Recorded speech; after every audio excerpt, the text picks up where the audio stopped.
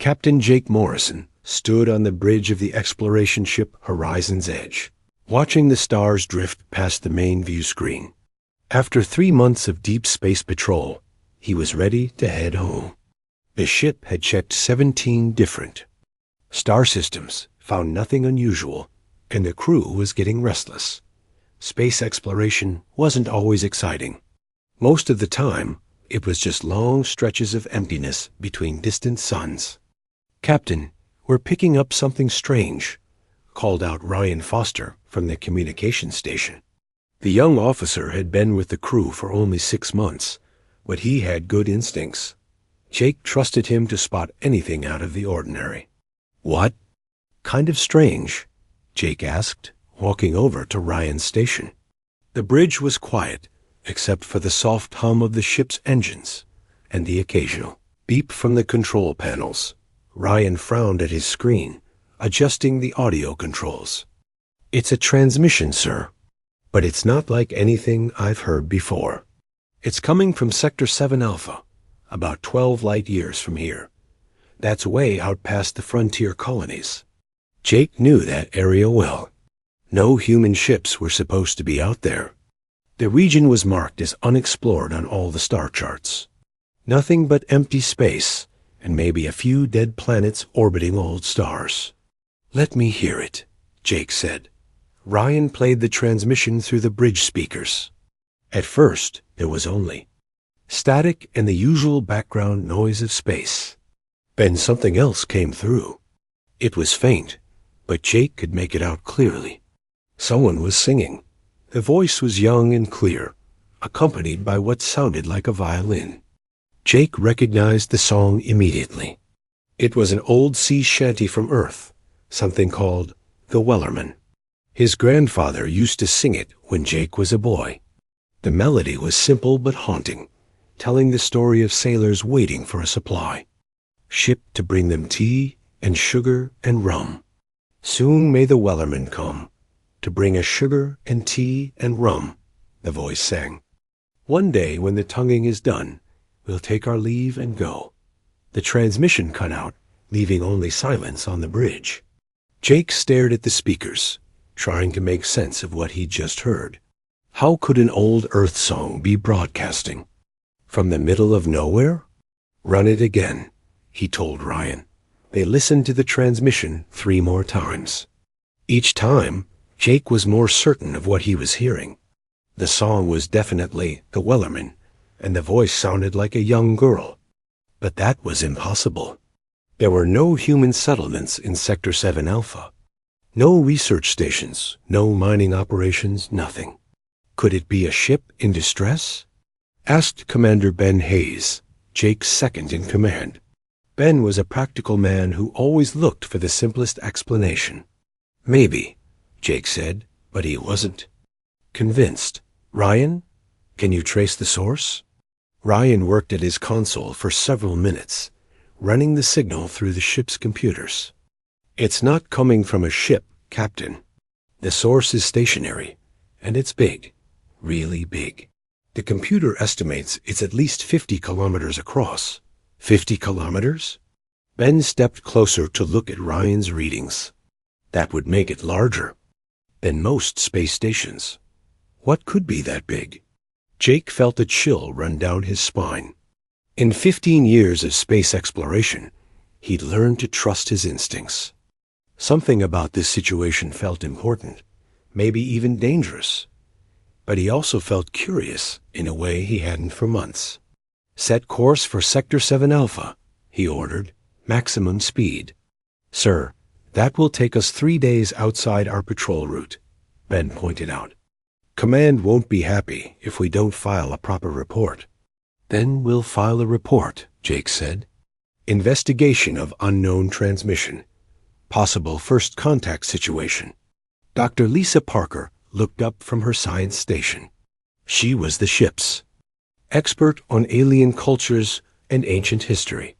Lisa had joined the crew 2 years ago, after spending most of her career studying dead civilizations on distant worlds. "Captain, may I hear the transmission again?" she asked. Jake nodded, and Ryan played it once more. Lisa listened carefully, her eyes closed in concentration. When the song ended, she opened her eyes with a strange expression on her face.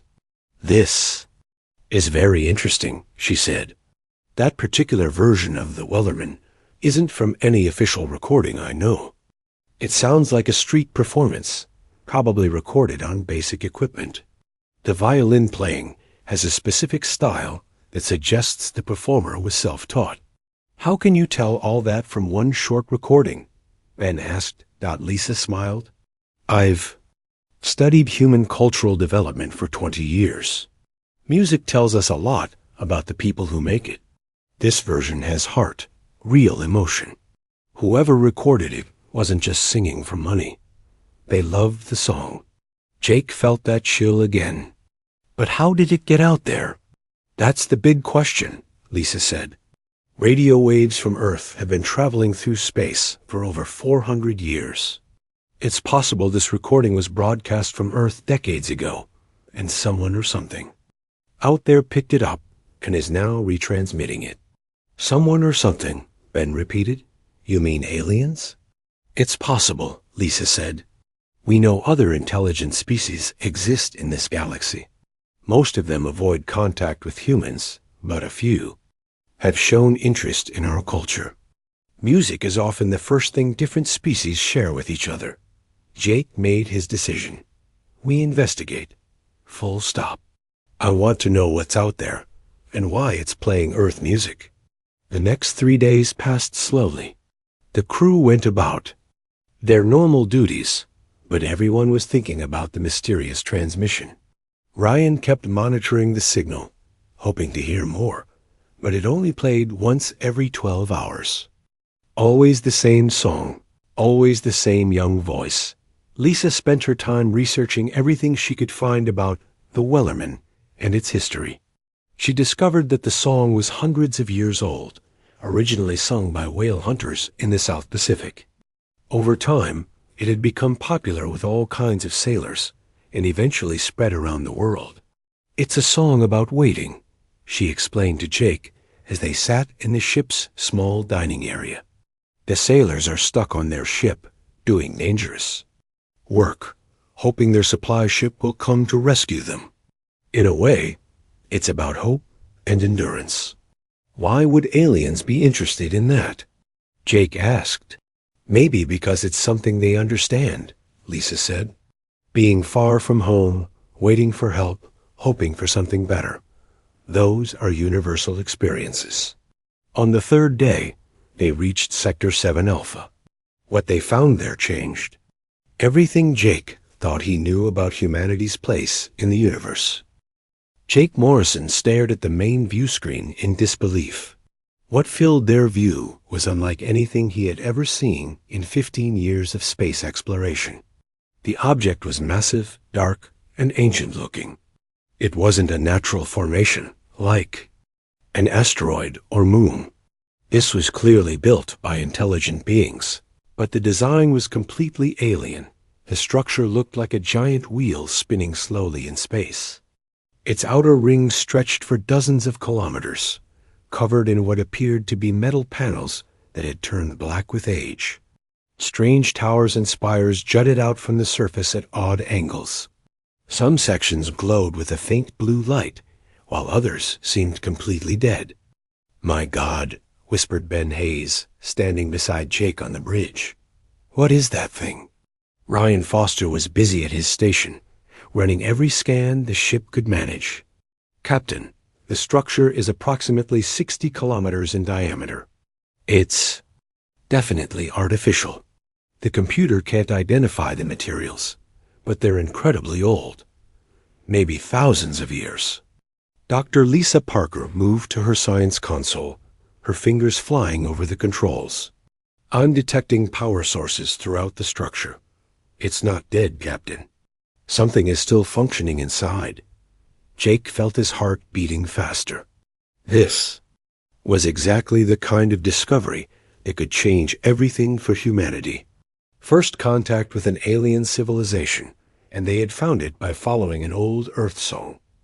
"Any signs of life?" he asked. Lisa checked her readings again.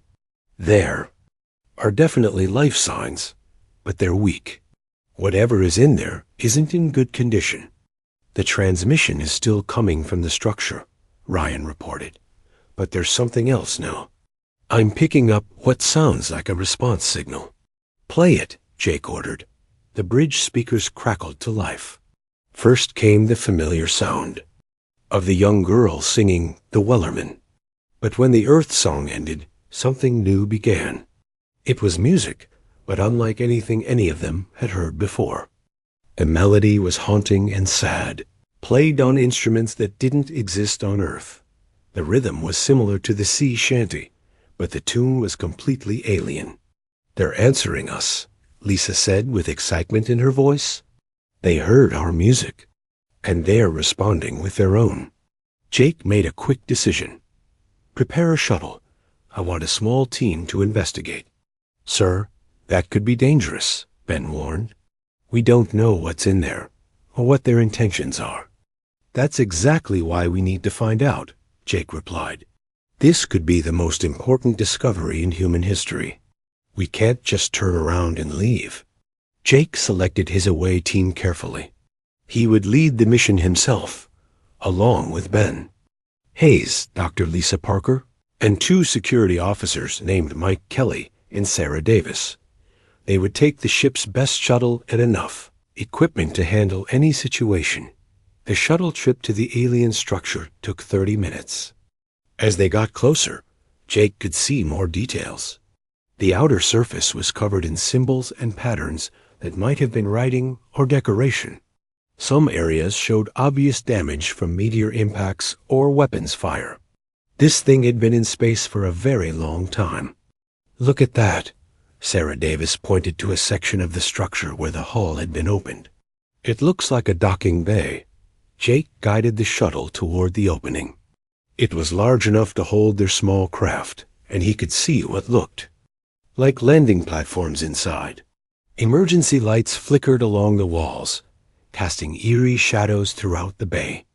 Atmosphere is breathable, Lisa reported as they landed. Gravity is about 80% of Earth normal. Temperature is cool, but comfortable. They put on their protective suits anyway and stepped out of the shuttle.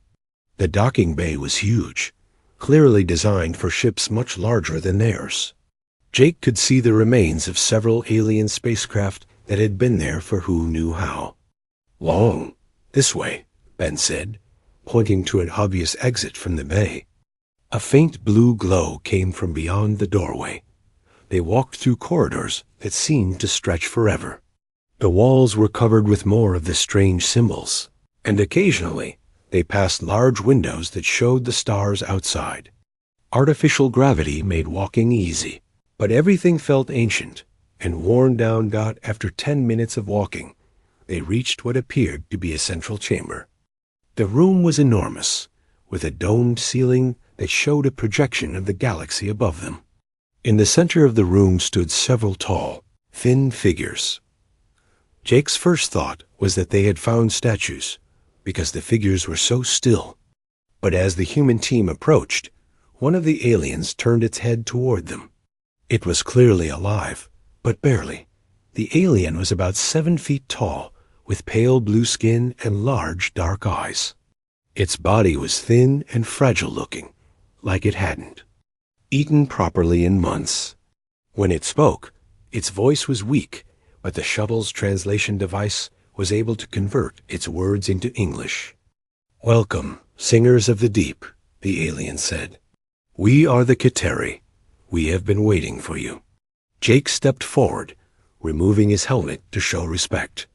"I am Captain Jake Morrison of the Earthship Horizon's Edge. We heard your transmission and came to investigate." The Kiteri made a sound that might have been laughter, though it seemed sad. "We heard your song first, years ago. Such beautiful music, full of hope and longing. It reminded us of our own songs from long ago, when we, too, sailed the dark waters between stars." Lisa stepped up beside Jake. "You've been listening to Earth's radio transmissions?" "For many years," another Kiteri answered, this one even more frail than the first. We collect music from all the species we encounter. It tells us much about who they are and what they dream of. But your species' music touched us in a special way. The first Kateri gestured to the walls around them.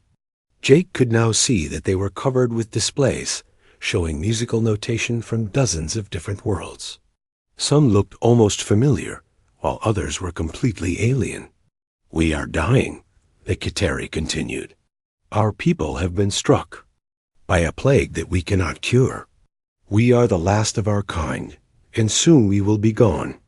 But before we die, we wanted to meet the people who created such moving songs about long journeys and waiting for rescue. Jake felt a deep sadness for these beings. They had traveled across the galaxy collecting music, and now they were facing extinction. Is there anything we can do to help? He asked. The Kateri's large eyes seemed to brighten slightly. Perhaps there is. But first, we must determine if your people are truly worthy of what we have to offer.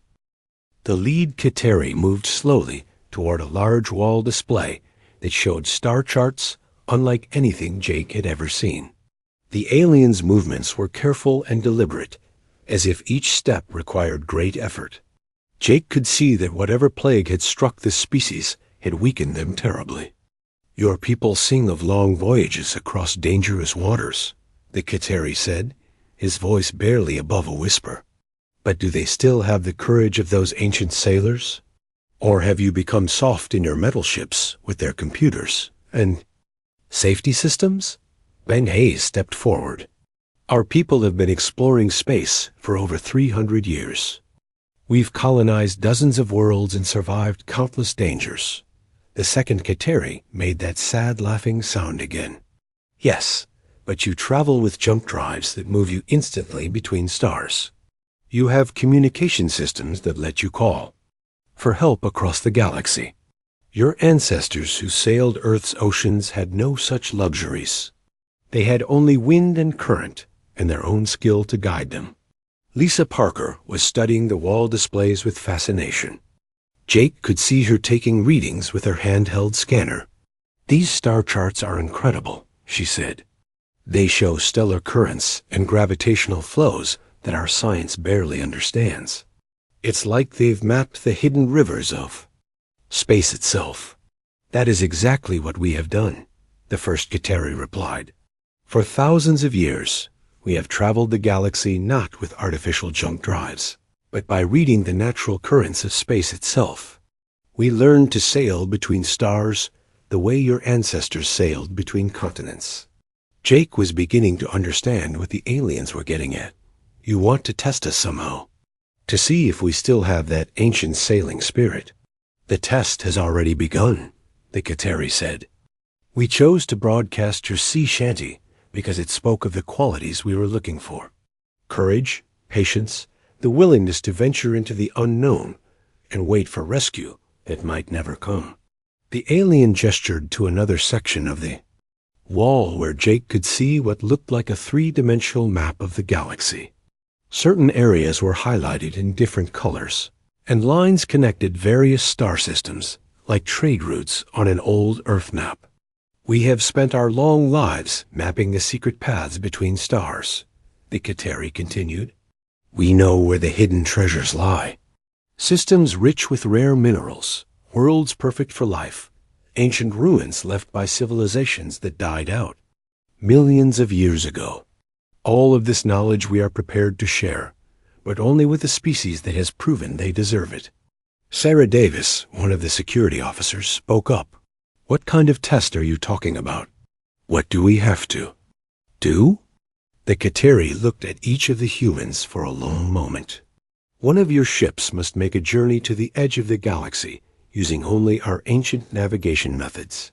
No jump drives, no quantum communications, no computer guidance systems. You must read the stellar currents and follow the cosmic winds, just as we have done for millennia. That's impossible, Ben said immediately. The edge of the galaxy is thousands of light years away. It would take decades to reach it with conventional propulsion. Not if you know the currents, the second Kateri replied. The right path, following. The proper stellar winds can carry a ship to the galaxy's edge in less than 6 months. But it requires skill, courage, and faith in the ancient ways. Jake felt his pulse quicken. This was the kind of challenge that had driven humans to explore Earth's oceans centuries ago. Dangerous, uncertain, but with the promise of incredible discoveries waiting at the end. If we succeed, you'll share all your star charts with us? He asked. Not just the charts, the first Kateri said. We will share everything we have learned in 10,000 years of exploration. The locations of habitable worlds that no other species has found. The secret paths that connect distant parts of the galaxy. Technologies that we have preserved from dozens of extinct civilizations.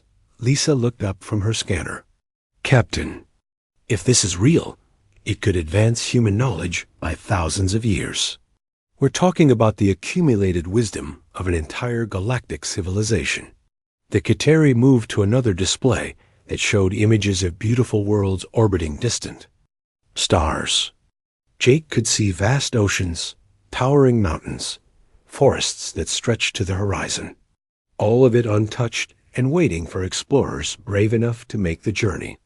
Many species have attempted this test, the second Kateri said. Most turned. Back when they realized how dangerous the journey would be.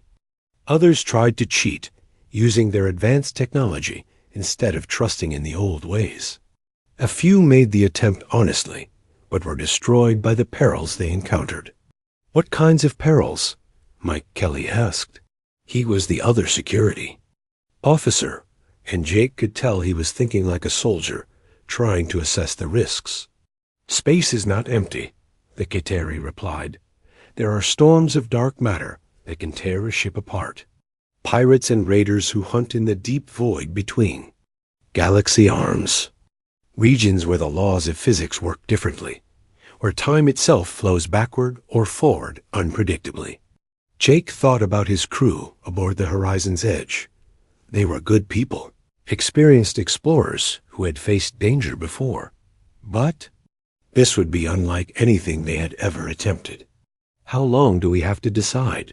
He asked. Time grows short for us, the first Kateri answered. The plague that kills us moves faster now. We estimate perhaps 2 more months before the last of us dies. If humanity is to receive our gift, the journey must begin soon. Ben pulled Jake aside and spoke in a low voice. Captain, this is madness. We'd be risking our entire crew on the word of dying aliens we just met. Command would never approve such a mission. Command doesn't have to know until we're already committed, Jake replied. This is exactly the kind of opportunity that comes once in 1,000 years. If we succeed, we open up the entire galaxy for human exploration.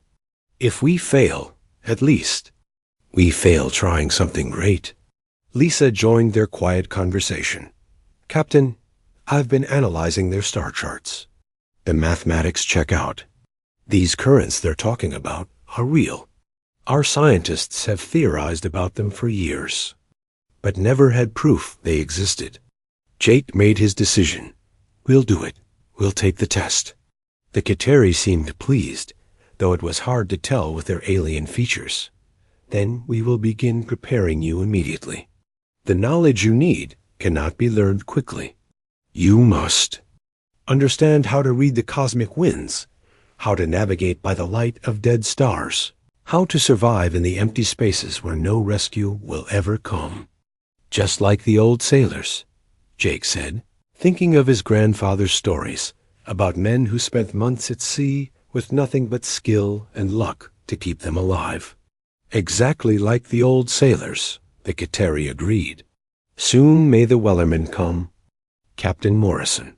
But first, you must prove you deserve him. The next 2 weeks passed in a blur of intense preparation. The Kateri worked day and night to teach Jake's crew everything they would need to know for their journey to the galaxy's edge. Despite their weakness, the dying aliens seemed energized. By having a purpose again, Jake spent most of his time with the lead Kateri, whose name was something like Velmore in their ancient language. Velmore showed him how to read the invisible currents that flowed between stars, pointing out patterns in space that human instruments could barely detect. Your metal ships move through space like rocks thrown through water, Velmore explained, his thin fingers tracing paths on a three-dimensional star map. But space is not empty. It has rivers and streams, just like your oceans. Learn to follow these currents, and they will carry you farther and faster than any engine. Meanwhile, Lisa Parker worked with the second Kateri to understand their navigation. Instruments. The devices looked nothing like human technology. They were made of crystals and strange metals that seemed to glow with their own inner light. These instruments don't just show you where you are, the Kateri told her. They show you where the universe wants you to go. The secret is learning to listen to what space itself is telling you. Ryan Foster had perhaps the most important job. The Kateri taught him their communication methods, showing him how to send messages using stellar radiation and gravitational waves. If something went wrong during the journey, these would be the only ways to call for help. Modern quantum communication cannot reach across the void between galaxy arms, the Kateri warned him. Out there, you will be more alone than any human has ever been. You must learn to speak with the voice of the stars themselves. The ship's engineer, Kate Sullivan, worked frantically to modify the Horizon's Edge for the journey ahead. The Kateri had given her plans for devices that could harness the stellar currents, but building them required skills that human technology was only beginning to understand. I'm not even sure how half of this stuff works, she complained to Jake during one of their planning meetings. It's like trying to build a computer using parts from 1,000 years in the future. Do your best, Jake told her. The Kateri survived for millennia using this technology. If they could build it, so can we. The hardest part was keeping the crew's morale up. Many of them were scared about the journey ahead. They would be traveling farther from Earth than any human had gone before, into regions of space that were completely unknown. Alex Murphy, the ship's pilot, was especially worried. Captain, I've been flying ships for 12 years, but always with computer guidance and jump drives.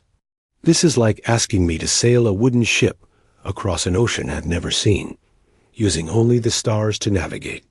That's exactly what it is, Jake replied. And humans did that for thousands of years before we had computers. The knowledge is still inside us. We just have to remember how to use it. Dr. Parker had been studying the historical records of Earth's great sea voyages. She shared stories with the crew about explorers like Magellan and Cook, who had sailed into unknown waters with nothing but courage and skill to guide them. Those ancient sailors faced storms and sea monsters and diseases that could kill their entire crew, she told them during one of their evening meetings. But they kept going because they knew that something incredible was waiting for them on the other side of the ocean.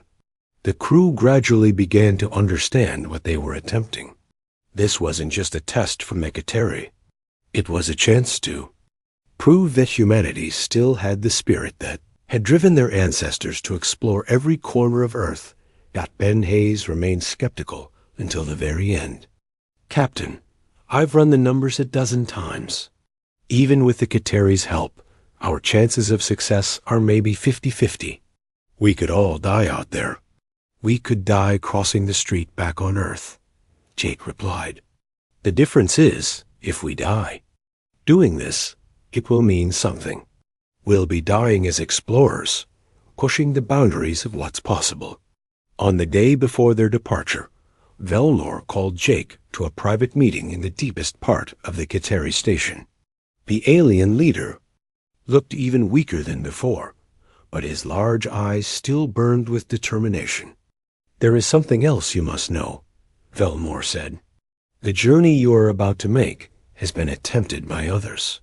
We have the records of 17 different species who tried to reach the galaxy's edge using our methods.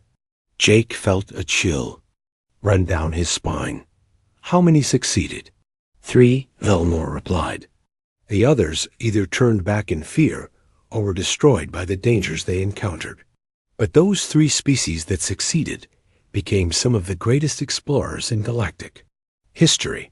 They expanded across thousands of star systems and built civilizations that lasted for millions of years. What happened to them? Time, Velmore said simply. All civilizations eventually fade. But before they died, they too left gifts for the species that would come after them.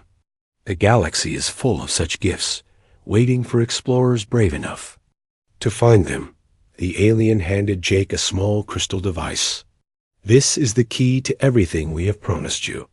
If you succeed in reaching the galaxy's edge, activate this device. It will download our complete star charts and all the knowledge we have gathered. But it will only work if you complete the journey honestly, using the methods we have taught you. Jake took the device and felt its strange warmth in his hand. Why are you doing this? Why give us such incredible gifts? Because we were once like you, Velmore replied. Young and eager to explore, full of dreams about what lay beyond the next star. Another species gave us the same test thousands of years ago. We succeeded, and they shared their knowledge with us. Now it is our turn to pass that knowledge on. The next morning, the Horizon's Edge departed from the Kateri station. Jake stood on the bridge, watching the ancient alien structure grow smaller behind them. He knew they might never see it again. By the time they returned, if they returned, the last of the Kateri would probably be dead. Course set for the galaxy's edge, Alex Murphy reported from the pilot station. Following the first stellar. Current, just like they taught us. All systems show green, Kate Sullivan called out from engineering. The Kateri modifications are working perfectly. Jake felt the ship shift slightly as they caught the invisible current that would carry them toward their destination. It felt different from normal space travel, more like sailing than flying. They were no longer fighting against space, but working with it. Well, crew, Jake announced over the ship's communication system. We're committed now. The next 6 months, we'll test everything we think we know about courage and exploration. Let's show the universe what humans are made of. 3 months into their journey, the Horizon's Edge drifted through the darkest region of space Jake had ever seen. The stars were so far apart that the view screen showed mostly black emptiness. The ship's normal running lights seemed tiny and weak against the vast darkness surrounding them. The crew had settled into a routine during the long voyage. Without their usual jump drives and quantum communications, they had to rely on the ancient methods the Kateri had taught them. Alex Murphy spent hours each day reading the stellar currents with instruments that still seemed like magic to most of the crew. Current is holding steady, Alex reported during the morning briefing. We're making good time toward the next waypoint. Jake nodded, but he could see the strain on his pilot's face. Flying by stellar navigation was exhausting work. One small mistake could send them off course by thousands of light years, and they might never find their way back. The crew had faced several challenges already.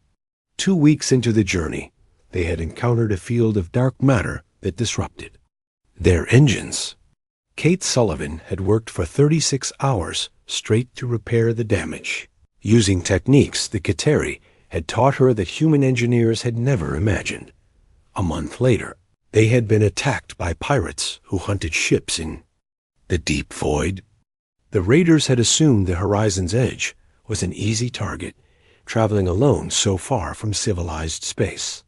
They had been wrong. Ben Hayes and his security team had fought them off, but not before the ship took significant damage to its hull plating. Now they faced their greatest challenge yet. Ryan Foster looked up from his communication station with worry written across his face. "Captain, I'm picking up something strange ahead," he said. "It's like a storm, but not like anything we've seen before." Jake walked over to look at Ryan's readings. The display showed a region of space where the normal flow of stellar currents was completely chaotic. Gravitational fields twisted and turned in impossible patterns, and space itself seemed to be moving in ways that made no sense.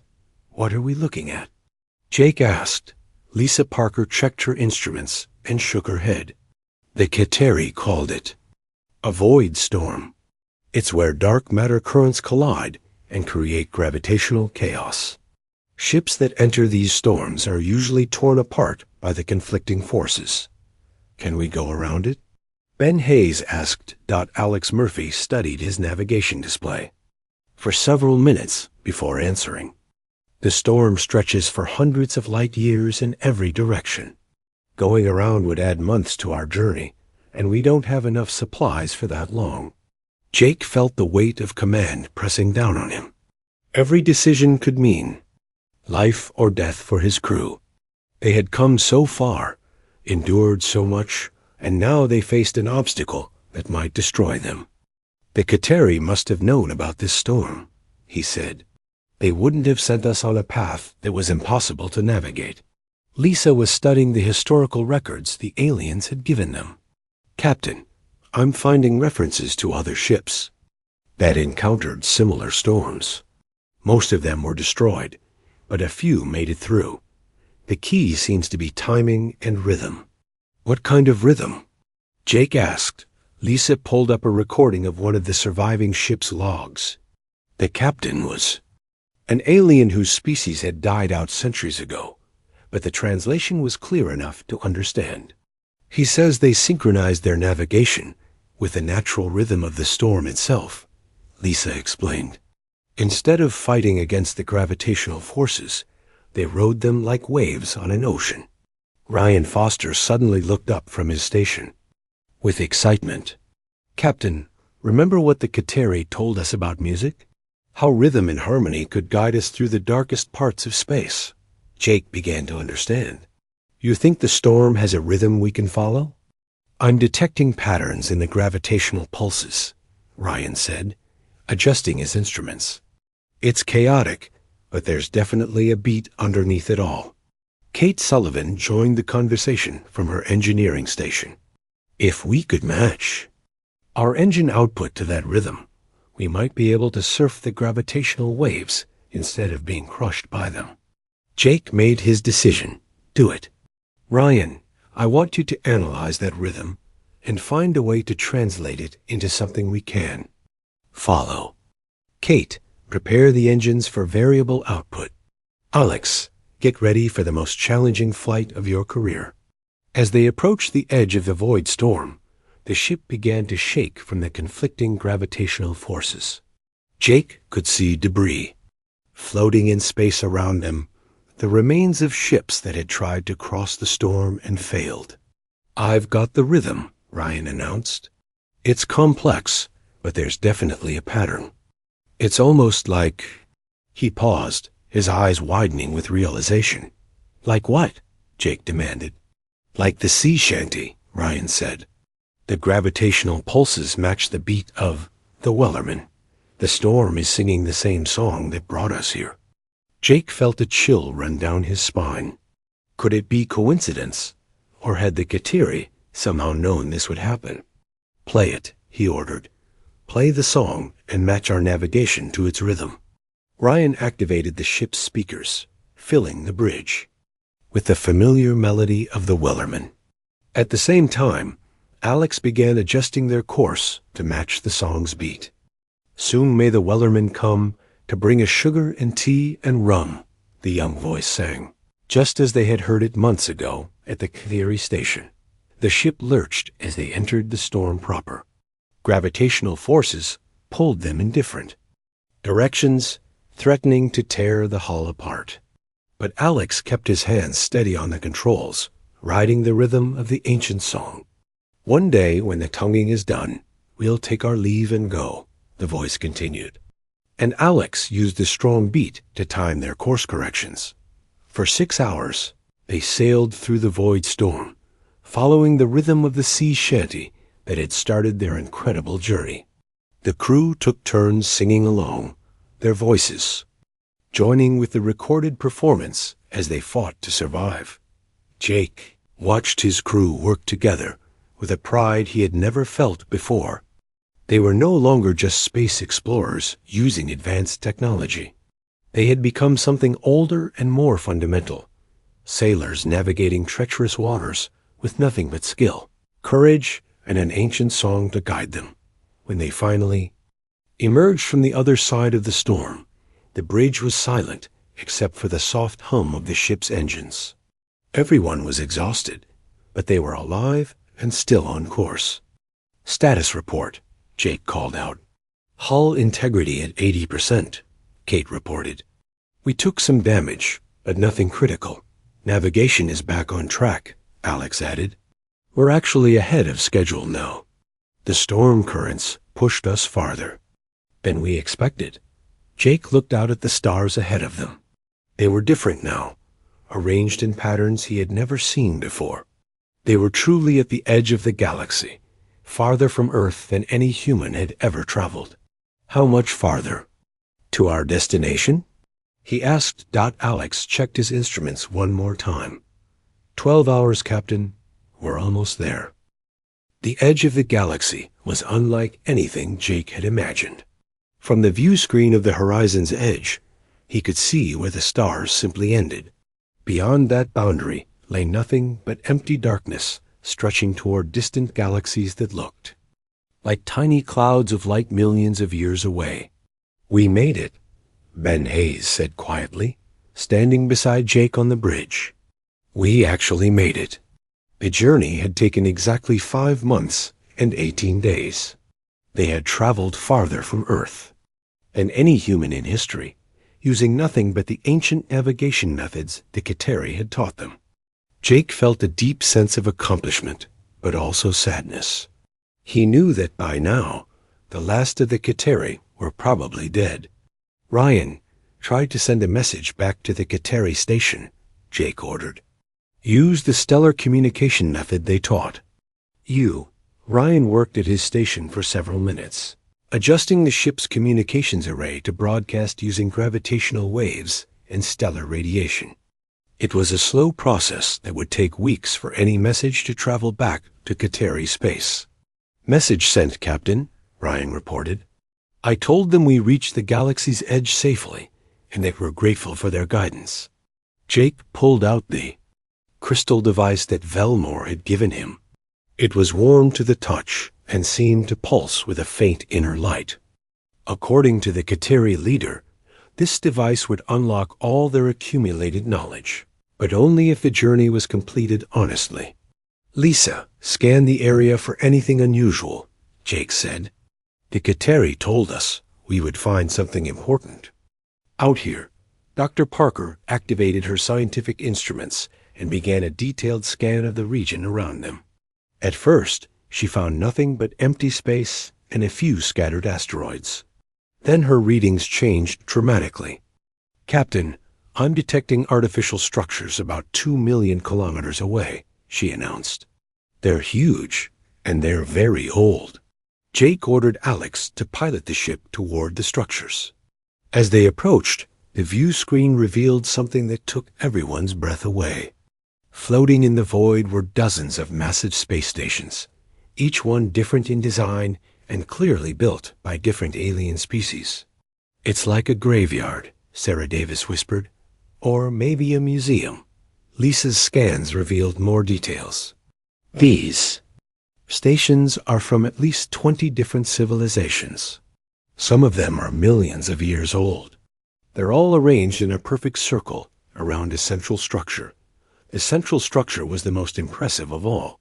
It was a crystalline formation that seemed to be made of pure energy, shaped like a vast flower with petals that rotated slowly in space. As they watched, beams of light pulsed between the crystal and the surrounding stations. "I think I understand," Jake said. "This is where all the species who passed the Kateri test came to leave their gifts for future explorers." Jake activated the crystal device. Immediately, it began to glow brighter, and information flooded into the ship's computers. Star charts showing hidden paths through the galaxy. Locations of habitable worlds that no one had ever discovered. Technologies that could solve humanity's energy problems forever. The accumulated wisdom of dozens of extinct civilizations. But there was something else. The crystal device was also receiving information from the structure ahead of them. Jake realized that the Kateri test was just the beginning. This place was a gathering point for all the species who had proven themselves worthy of joining an ancient brotherhood of explorers. "Captain," Ryan said excitedly, "I'm receiving a message from the central structure. It's in perfect English." "Play it," Jake ordered. A voice filled the bridge, speaking with an accent that sounded almost human, but not quite. "Welcome, singers of the deep waters. We are the guardians of the edge, representatives of all the species who have made this journey before you. We have been waiting to welcome humanity to our fellowship." Jake stepped forward. "This is Captain Jake Morrison of the Earthship Horizon's Edge.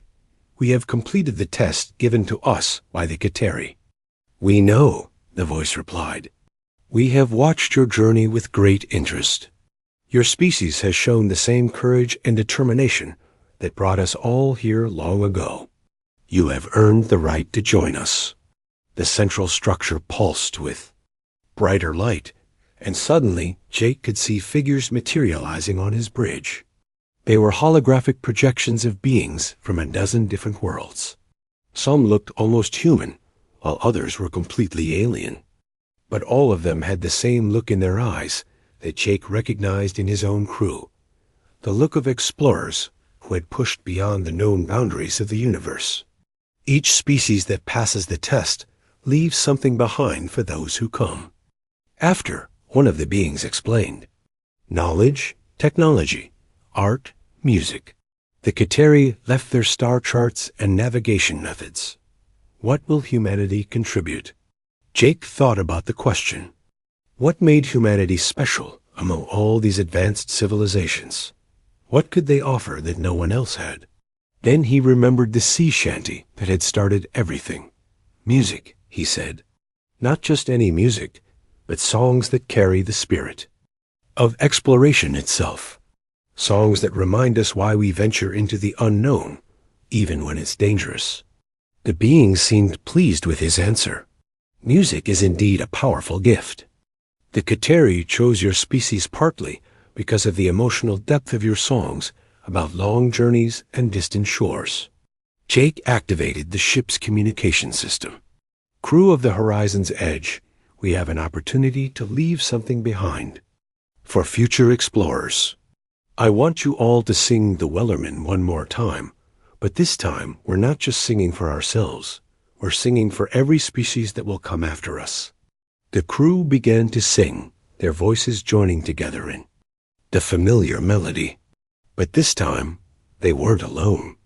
The holographic beings began to hum along, and soon the entire region of space was filled with the sound of the ancient sea shanty, translated into the musical languages of a dozen different worlds. Soon may the Wellerman come to bring us sugar and tea and rum. One day when the tonguing is done, we'll take our leave and go. As they sang, Jake realized that the Wellerman in the song was no longer just a supply ship bringing provisions to stranded sailors. It had become a symbol of hope itself, the belief that rescue and reward would come to those brave enough to venture into the unknown. When the song ended, the central structure pulsed one final time, and Jake felt the crystal device grow warm. In his hand, the download was complete. Humanity now possessed the accumulated knowledge of every species that had ever passed this test. Your gift has been accepted, the guardian voice said. The song of the deep waters will guide future explorers, just as it guided you. Welcome to the Fellowship of the Edge. The holographic figures faded away, leaving the crew alone at the edge of the galaxy. But they were no longer the same people who had left Earth months ago. They had become part of something much larger than themselves. Set course for home, Jake ordered. We have a galaxy to explore. As the Horizon's Edge began its journey back to human space, Jake thought about the young girl who had performed the Wellerman on some distant Earth street. Her simple song had become the key to humanity's greatest adventure, proving that sometimes the most powerful forces in the universe were the oldest and most human of all.